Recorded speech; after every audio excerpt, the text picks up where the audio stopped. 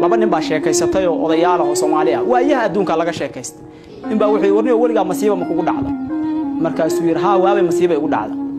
suu yiri maxaa kugu dhacay nin waxa igu dhacay buu yiri wiilkayga curad oo kaligiisii ahaa baa inta bahal qaniinay biga dhig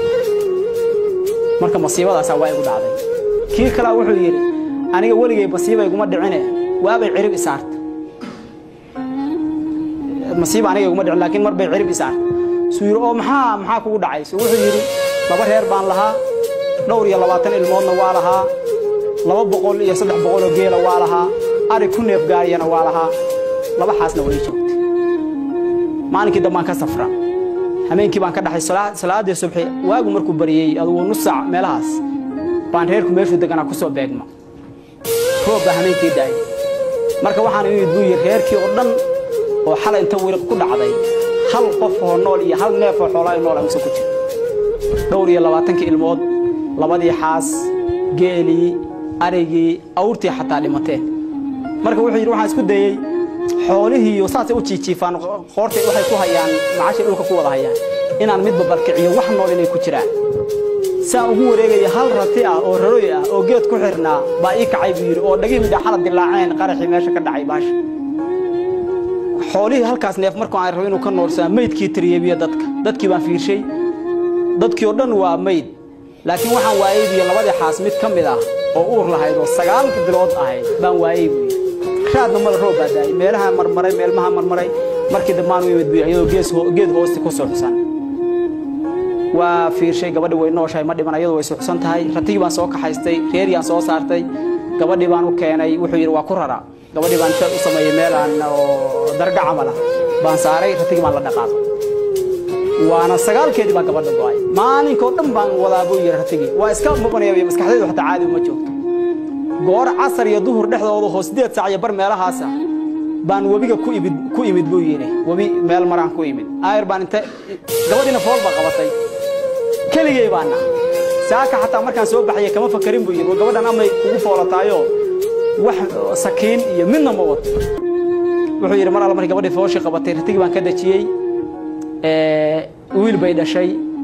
laakiin nasiib darro waxaan xudunta kaga gooyay mala geed baan inta fuulay bay xaleef ka soo goostay iyo xaleefkan kaga jaray xudunta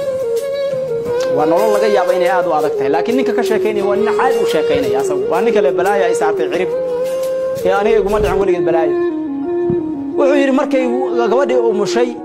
waxana afkana ma siin gabadhan waa wareersantay iyadoo dhanba nooc kale ay tahay waa gabadha xal wariiq ku dhacdo dadka oo dhan ka dhinteen waxaan afka u gasho cunta ma hayo ratigi baan bireeyay ayr baratiga neefka geela waxa ku jira kuruskiisa cad la yiri cad iska bisil oo bisayla la dhaho cadkii baan uga jeexay kuruska afkaan u gashay markaas indhaha kala qaad gabadhi markay fiicnaatay xoogaa indhihi kala qaaday oo cadkii cuntay baan iribu iyo ratigaan noo qalayhay ila meesha ma jiro umul baan ahay isbitaal baan 3 bilood ku jiray waxaas ma leh 3 bari ku jiray wixii ma leh baan iribu yiri oo nooga soo dhaamay ratiga intaan sii qalayo inta qaadatay jeegaan wabiga dah gabadhi mar alla markay tir wabiga aad saa u taabsiisi jeerigaankii baalkii jeegii yaxaas baa ku dhuftay markaas waxaan arkay jeegii cirka u duulay waa soo orday la tagi marka wiilkii raabaan ku soo laabtay hilib male marka qalitaan iyo u dhamaatay qofku awal hilibka u qaliyay gabadhay ahayd asagu nololba kuma jirin wuxuu ilmaha yar baan iska qaatay dharkii aan qabo dhanna waa u jeexjeexay ilmihii asagu ku duuduuban yahay saa uu orday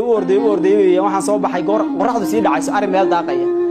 wiilkii yaraa oo aan watay oo aan asna nafku ku jirin ila hooyadina ma nuugin noloshu waa nolol aan caadi ahayn baan ridii ugu horeysay oo irmaan afka u gashay mar alla markaan saa afka ugu gashay wuu qaawan yahay asagu ilmaha yarka wuxuu haystay maradu ku duuduubay ilmuhu ku duuduuba baa waxaan ku war helay bahal ulaho igu dhigtay kor baan u fiirshay mise gabar inaan ay uleynayso waxay tir balaayada reer argi dhex degtay maxaa